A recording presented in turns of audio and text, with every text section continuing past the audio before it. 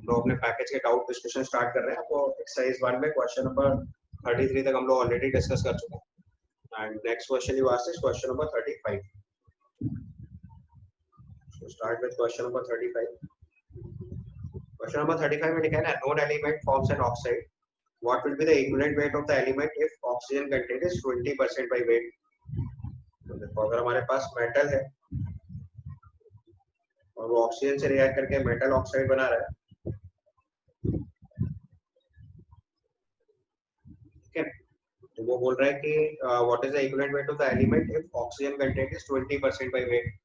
मतलब जो ऑक्साइड बन रहा है उसमें 20% ऑक्सीजन है, तो इसका मतलब इसका 80 ग्राम इसके 20 ग्राम से रिएक्ट करके तो मेटल ऑक्साइड बनाएगा, because conservation of mass apply होगा। तो अगर हमने 80 ग्राम मेटल रिएक्ट कराया तो वो 20 ग्राम ऑक्सीजन से रिएक्ट करेगा, क्योंकि सब्सटेंस में जो ऑक्सीजन का परसेंटेज है वो 20% ही आ रहा है और कंजर्वेशन ऑफ मास है, मेटल का 80 ग्राम कंबाइन हो गए 20 ग्राम ऑक्सीजन से मेटल ऑक्साइड बन रहा है। अब आपको पता है इक्विवेलेंट वेट की डेफिनेशन क्या सिखाई थी, 1 ग्राम हाइड्रोजन से 8 ग्राम ऑक्सीजन से और 35.5 ग्राम क्लोरीन से जितना सब्सटेंस रिएक्ट करता है उसी को इक्विवेलेंट वेट बोलते हैं। सबसे पहले यही डेफिनेशन सिखाई थी, ये आपको गिवन है। तो अगर इसका 8 ग्राम लेंगे तो कितना रिएक्ट करेगा, 80/20 into 8, this comes out with 32। यहाँ से इक्विवेलेंट वेट ऑफ मेटल जो आ जाएगा वो कितना आ जाएगा, तो सबसे पहला फॉर्मूला लगा दिया जो मैंने आपको डेफिनेशन सिखाई थी, सबसे पहले वही अप्लाई कर दिया डायरेक्टली, ठीक है। इसके बाद देखो question number 36।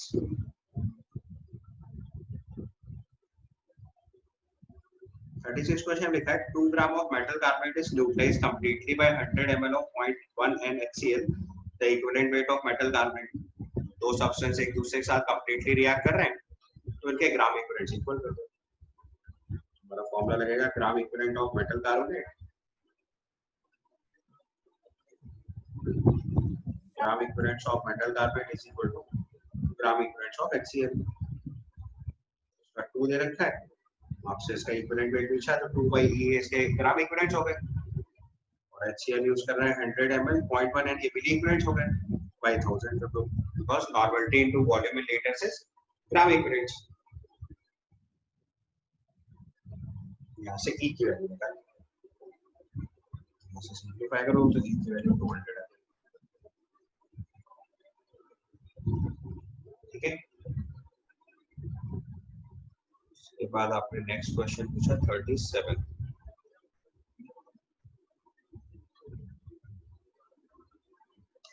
37 question. 37 question is given sodium nitrate on reduction with zinc in presence of NaOH solution produces ammonia। तो सोडियम नाइट्रेट का फॉर्मूला NaNO3, इसकी रिएक्शन जिंक से कराने के बाद अमोनिया बना रहा है। उसने पूछा mass of sodium nitrate absorbing 1 mole of electron will be. देखो अगर हम यहाँ पे पहले ऑक्सीजन स्टेट का चेंज चेक करें तो +5 से -3 हो रहा है, तो इसका मतलब 1 मोल NaNO3 gains 8 mole of electron. नीचे समझ में नाइट्रेट का नाइट्रोजन का ऑक्सीजन स्टेट +5 से -3 चेंज हो रहा है, तो इट इज सिंपली रिडक्शन और reduction is nothing but gain of electron. तो जितना ऑक्सीडेशन नंबर का चेंज होता है उतने इलेक्ट्रॉन गेन या गेन होते हैं यहाँ पे, तो रिडक्शन प्रोसेस है ये। नाइट्रोजन ऑक्सीजन स्टेट +5 से -3 में चेंज हो रहा है, तो दिस इज सिंपली रिडक्शन। और रिडक्शन में आपको क्या पता है, गेन ऑफ इलेक्ट्रॉन होता है, तो नाइट्रोजन +5 से -3 में कन्वर्ट हो रहा है, तो कितने इलेक्ट्रॉन गेन हुए, 8। So I can write 1 mole of substance gains 8 mole of electron। आपसे क्वेश्चन में पूछा है कि mass of sodium nitrate absorbing 1 mole of electron, तो आपको सिंपली यूनिटरी मेथड लगा देना है यहाँ पे। You can write since 8 mole electrons are gained by 1 mole substance gained by 1 mole sodium nitrate। अब 1 mole sodium nitrate का मोलर मास से मास पता चल जाएगा, तो 1 mole electron will gain how much, 1/8 mole of sodium nitrate। अब आपको मोल पता है, मास निकालना है, उस मोलर मास मल्टीप्लाई करते हैं। सोडियम नाइट्रेट का मोलर मास बताइए कितना होता है, molar mass of sodium nitrate इसमें से 85 होता है। 85 यस सर 85। तो 85 और कर दो, इतने ग्राम से नहीं नोट किया, ये आपका आंसर होगा, सॉल्व करके चलिए।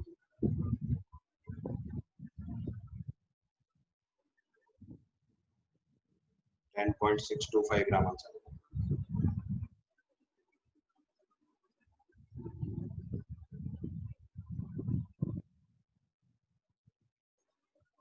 ठीक है, उसके बाद आपने नेक्स्ट क्वेश्चन पूछा 38।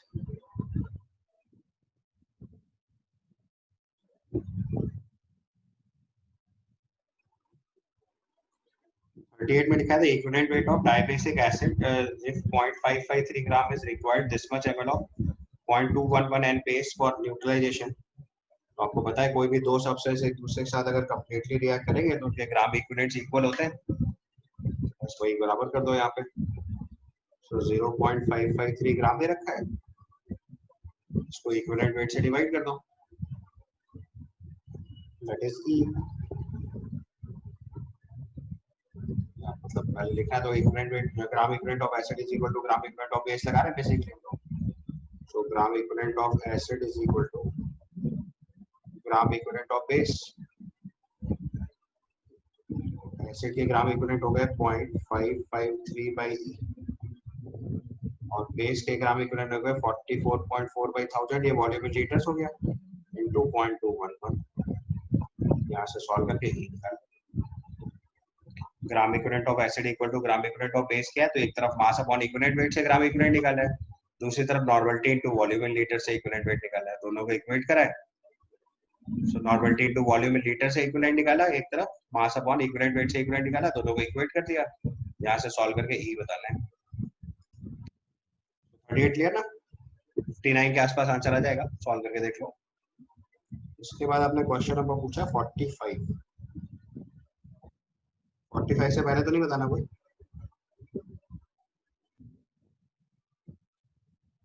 45 में लिखा है calculate the normality of 36.5 gram of HCl in 200 ml of solution. तो नॉर्मलिटी का फॉर्मूला लगा दो सीधे। Normality is number of gram equivalent of solute present in 1 litre solution. तो नॉर्मलिटी का फॉर्मूला हुआ number of gram equivalents upon volume in litre, अगर volume इन millilitre है तो इनटू 1000। ऐसे सॉल्व करो। 3.65 ग्राम दे रखा है, equivalent weight of HCl is 36.5 into 1000 by 200।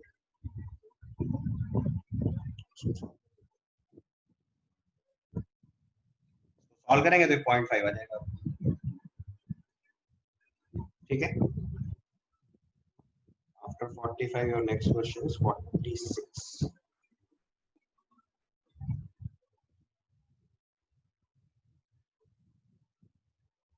46 question लिखा है metal oxide is reduced by heating in a stream of hydrogen. It is found that after complete reduction 3.15 gram of metal oxide have yielded 1.05 gram of metal। How you may conclude। तो देखो हमारे पास एक है metal oxide, उसकी hydrogen से reaction हुई और उससे मेटल बन रहा है।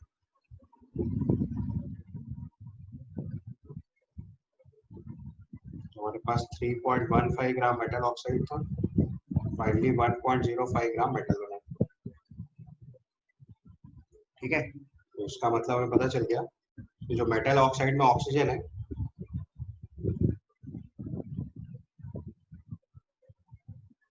ऑक्सीजन मेटल ऑक्साइड जो आ जाएगा वो हो जाएगा 3.15 माइनस 1.05, सिंपली 2.1 ग्राम।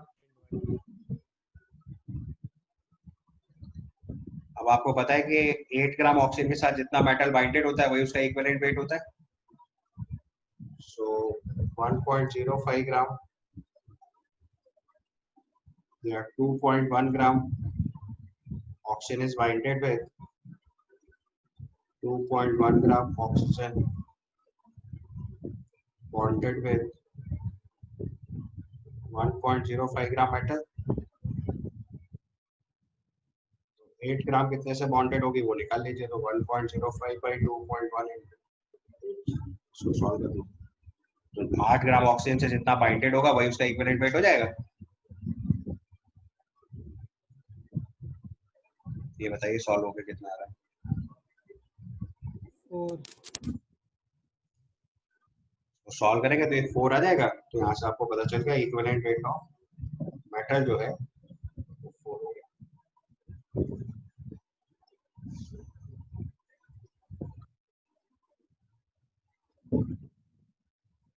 अगर उसका इक्विवेलेंट मास 4 आ गया, पहले वैलेंसी तो हमें पता नहीं है, इसलिए एटॉमिक मास के बारे में तो कुछ बता नहीं सकते।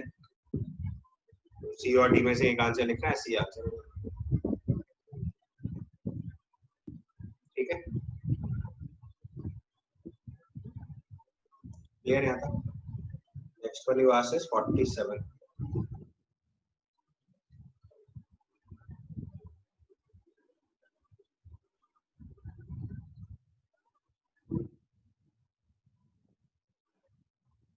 तो 47 में देखो हमारे पास दो सबस्टेंस है, KH2O4 है और एक H2C2O4 है, और उसने बोला है दोनों को रिड्यूसिंग एजेंट की तरह यूज करना है।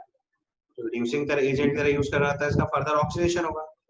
यहाँ देखो कार्बन का ऑक्सीजन स्टेट दोनों में +3 है, और आप जानते हो कार्बन का जो हाईएस्ट ऑक्सीजन स्टेट है वो +4 है, तो इसका मतलब ये +3 से +4 ही जा सकता है ऑक्सीडाइज होके, क्योंकि ऑक्सीडेशन का मतलब क्या होता है, ऑक्सीडेशन नंबर इंक्रीज। अब ऑलरेडी ऑक्सीडेशन नंबर +3 है, तो इंक्रीज होके क्या बन सकता है, +4। तो कार्बन का ऑक्सीजन स्टेट +3 से +4 जा रहा है दोनों केस में, तो उसका इक्विवेलेंट वेट कितना आ जाएगा, molecular weight by 2। Change in oxygen state 1 unit है, और हमारे पास देखो 2 कार्बन यहाँ पे भी है और 2 कार्बन यहाँ पे भी है, तो चेंज इन ऑक्सीजन स्टेट पर मोल काउंट करेंगे, तो कार्बन का ऑक्सीजन स्टेट +3 से +4 हुआ, 1 यूनिट चेंज, और हमारे पास ऐसे 2 कार्बन है, तो टोटल चेंज कितना हो गया, 2 यूनिट्स। तो इक्विवेलेंट वेट कितना हो जाएगा, मॉलिक्यूलर वेट बाय 2। दोनों जगहों पे हम लोग आंसर लिखेंगे, equivalent weight is equal to molecular weight by 2, so half of its molecular weight in both the cases। ठीक है, 47 के बाद आपने नेक्स्ट क्वेश्चन पूछा 48। 47 क्लियर है, पहले सबको चेंज इन ऑक्सीजन स्टेट पर मोल निकालना है। ऑक्सीडेशन नंबर ऑफ कार्बन है चेंज फ्रॉम +3 to +4।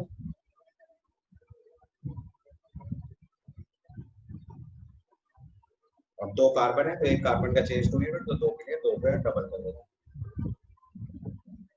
ठीक है, then comes to question number 48। 48th question लिखा है equivalent weight of KHC2O4 dot 3NaHC2O4 when it is treated with KMnO4। KMnO4 आप जानते हो ये ऑक्सीडाइजिंग एजेंट है,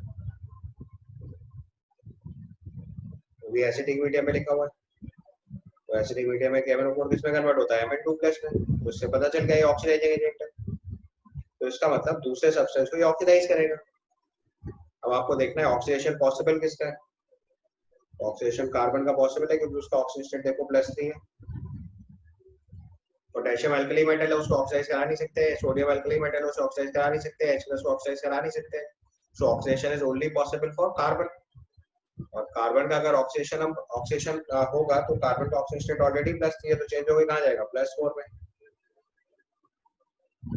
तो हम अगर इसका इक्विवेलेंट वेट लिखेंगे तो this comes out to be molecular weight by change in oxygen state पर मोल। तो ऑक्सीजन स्टेट का चेंज देखो कितना हो रहा है, ये +3 है, ये +4 है, 1 यूनिट चेंज, ये भी +3 और वो +4 है, 1 यूनिट चेंज। टोटल कार्बन कितने बस ये देखो, तो 2 कार्बन ये है और ये 2 into 3 ये है, so total carbon are 8। Equivalent weight आ जाएगा molecular weight by change in oxidation number पर मोल लिखना है। Total number of carbon are 8 in the molecule, एक कार्बन का चेंज ऑक्सीजन स्टेट 1 निकाला आपने, सो 8 कार्बन के इट बिकम्स 8, ये आपका आंसर होगा।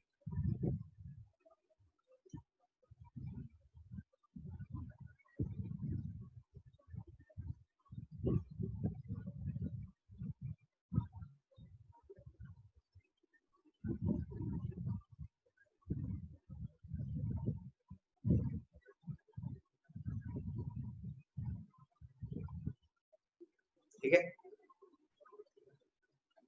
क्लियर। उसके बाद आपने क्वेश्चन नंबर पूछा 49। ये थोड़ा अच्छा क्वेश्चन है, बड़े ध्यान से देखो। क्वेश्चन नंबर 49 लिखा है 6 equivalent of FeCO4 on treatment with 2 moles of K2Cr2O7 in acidic medium evolves x liter of CO2 at STP. Value of excess. तो देखो हमारे पास सब्सटेंस है FeC2O4, उसको हम ट्रीट कर रहे हैं K2Cr2O7 से एसिडिक मीडियम में। K2Cr2O7 ऑक्सीजन एजेंट है तो ये Cr3+ में कन्वर्ट होगा। FeC2O4 का ऑक्सीडेशन होगा तो Fe3+ बनेगा और CO2 बनेगा। आप देखो ऑक्सीडेशन नंबर लिखो, पहले आयरन +2 और कार्बन +3 लिखोगे। अगर ऑक्सीडेशन होगा तो आयरन चेंज होकर जाएगा +3 में और कार्बन चेंज होकर जाएगा +4 में।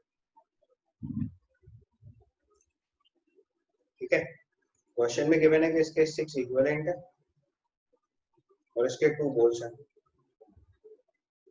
तो first of all check their n factors. Will check their n factors, तो इसका n फैक्टर तो 3 आ जाएगा। आयरन का ऑक्सीजन स्टेट 1 यूनिट चेंज हुआ, कार्बन का ऑक्सीजन स्टेट भी 1 यूनिट चेंज हुआ और 2 कार्बन, तो कार्बन का टोटल चेंज हो गया 2 यूनिट, आयरन का टोटल चेंज हो गया 1 यूनिट, टोटल चेंज हो गया 3 यूनिट्स। क्रोमियम का ऑक्सीजन स्टेट +6 से +3 चेंज हो रहा है, उसका n फैक्टर आ जाएगा 6। क्रोमियम का चेंज हुआ +6 से +3 3 यूनिट और 2 क्रोमियम है, कितना ऑक्सीडेशन नंबर चेंज हो गया 6 यूनिट्स। ठीक है, तो अब अगर इसके moles into n factor multiply करते हैं तो ये 12 ग्राम इक्विवेलेंट हो गया। आपको पता है कोई भी दो सब्सटेंस जब एक दूसरे से कंप्लीटली रिएक्ट करते हैं तो उनके ग्राम इक्विवेलेंट्स इक्वल होते हैं, बट यहाँ आप ध्यान से देख सकते हो ग्राम इक्विवेलेंट इक्वल है ही नहीं। इसका मतलब एक रिएक्टेंट पहले खत्म हो जा रहा है, उसी को लिमिटिंग रिएजेंट बोलेंगे। यहाँ से हमें पता चल गया कि FeC2O4 जो है वो लिमिटिंग रिएजेंट है। FeC2O4 के 6 ग्राम इक्विवेलेंट K2Cr2O7 से तो रिएक्ट करेंगे और 6 ग्राम इक्विवेलेंट इसके बच जाएंगे। ठीक है, तो अब अगर आयरन लिमिटिंग है तो आयरन पूरा मतलब FeC2O4 पूरा रिएक्ट करेगा, तो उसके 1 मोल से देखो 1 ही मोल आयरन बनेगा और 2 मोल CO2 बनेगा। ठीक है, तो अब आप ध्यान से देखो, आपको ग्राम इक्विवेलेंट्स पता है और n फैक्टर पता है, मोल्स निकाल लोगे। Number of moles into n factor is gram equivalent, so it comes out to be 2। Moles into n factor से ग्राम इक्विवेलेंट आता है, मोल्स 2 n फैक्टर 3, तो 6 ग्राम इक्विवेलेंट आ जाएगा। और अब आप FeC2O4 को ध्यान से देखो तो उसके 1 मोल से 2 मोल CO2 बन रहा है, यहाँ से 4 मोल CO2 बनेगा। 2 मोल FeC2O4 है, 1 मोल से 2 मोल CO2 बन रहा है, तो number of moles of CO2 formed is 4। और एक बार 4 मोल CO2 बन गया तो उसका वॉल्यूम एट STP लिख दो। वॉल्यूम कैसे लिखेंगे, 4 into 22.7 लीटर्स। सॉल्व करें। तो मैंने आपको पहले ही बताया था कि जैसे ही लिमिटिंग रिएजेंट आ जाएगा तो फिर आप इक्विवेलेंट्स का कुछ नहीं कर सकते, फिर आपको मोल पे आना पड़ेगा सॉल्व करने। So this comes out to be 90.8 liters.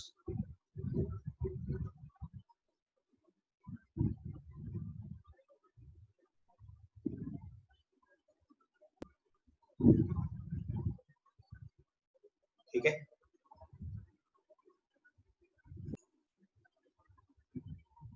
Question number 50 में भी देखो क्या हो रहा है, K2Cr2O7 को कंप्लीटली ऑक्सीडाइज करा रहा है FeC2O4 से, तो आपकी बार ग्राम इक्विवेलेंट्स इक्वल होंगे। तो gram equivalents of K2Cr2O7 is equal to gram equivalents of FeC2O4। n factor तो हमने पिछले वाले क्वेश्चन में निकाल रखा है, उसकी पोलैरिटी दी है 0.05, n फैक्टर 6, वॉल्यूम निकालना है आपको, V मान लो। दूसरी तरफ आपको दे रखा है polarity 0.6, n factor 3, volume 200 ml दिया है तो 1000 से डिवाइड कर दो, लीटर्स में जाएगा। यहाँ से सॉल्व करके भी निकाल।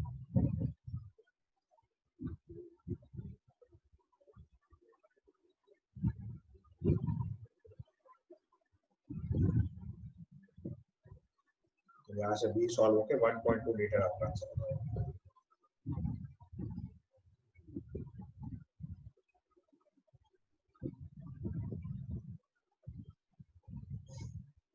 सिमिलर पिछले वाले क्वेश्चन जैसा है, बस n फैक्टर तो पिछले वाले क्वेश्चन से कवर कर लो। FeC2O4 का एन फैक्टर 3 और K2Cr2O7 का एन फैक्टर 6, वही यूज कर लिया हमने डायरेक्टली।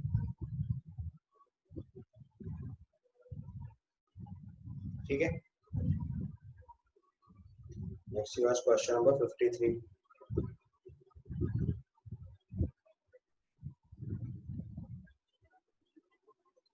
53 में दिया है 3 moles of mixture of ferrous sulfate and ferric sulfate required 100 ml of 2m K1O4 solution in acidic medium, hence the mole fraction of ferrous sulfate in the mixture। हमारे पास दो substance, एक ferrous sulphate है और एक ferric sulphate है, तो आपको पता है इसमें से ऑक्साइड क्या होगा, फेरस सल्फेट, क्योंकि आयरन का ऑक्सीजन स्टेट +2 से +3 जाएगा, जो ऑलरेडी +3 है वो तो ऑक्साइड होगा नहीं, तो Fe2SO4 बोलता है इसका तो ऑक्सीजन होगा नहीं, केवल ये ऑक्साइड होगा, तो इसके अगर हम A मोल मान लें तो इसके ऑटोमेटिकली 3 - A मोल हो गए,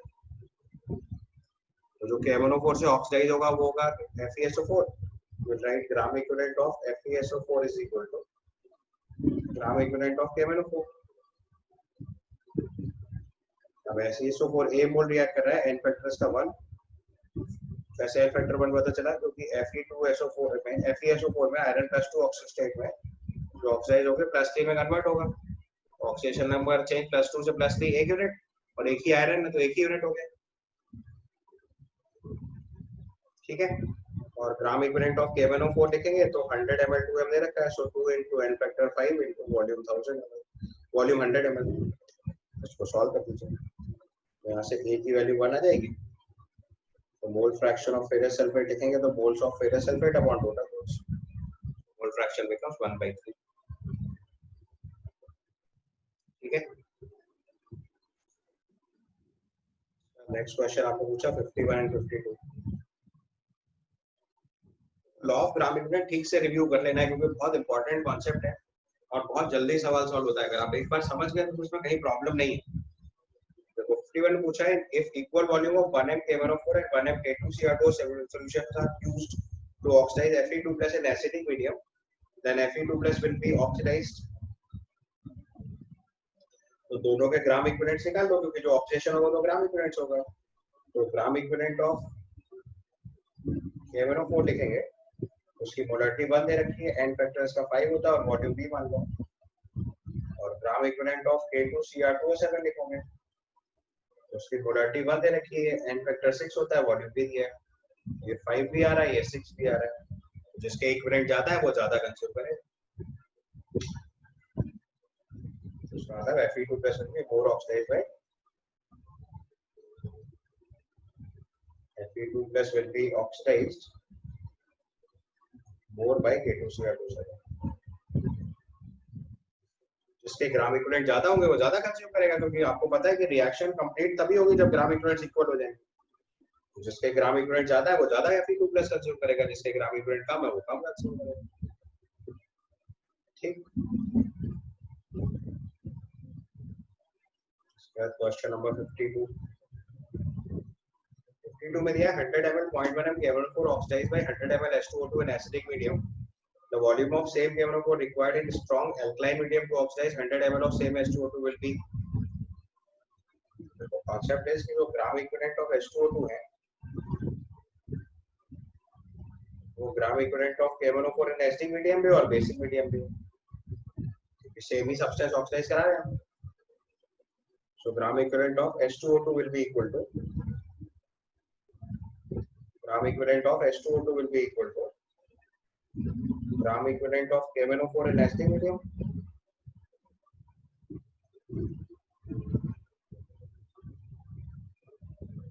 सेम H2O2 को दोबारा हम K2 से K1O4 in alkaline medium में करा रहे हैं तो वो भी सेम आएगा, so gram equivalent of K1O4 in strong alkaline medium। क्या अंतर है दोनों में याद है, दोनों केस में n फैक्टर बदल जाता है, तो एसिडिक मीडियम में लिखेंगे तो इट इज 100 ml 0.01 है n फैक्टर 5, और स्ट्रांगली अल्कलाइन मीडियम में लिखेंगे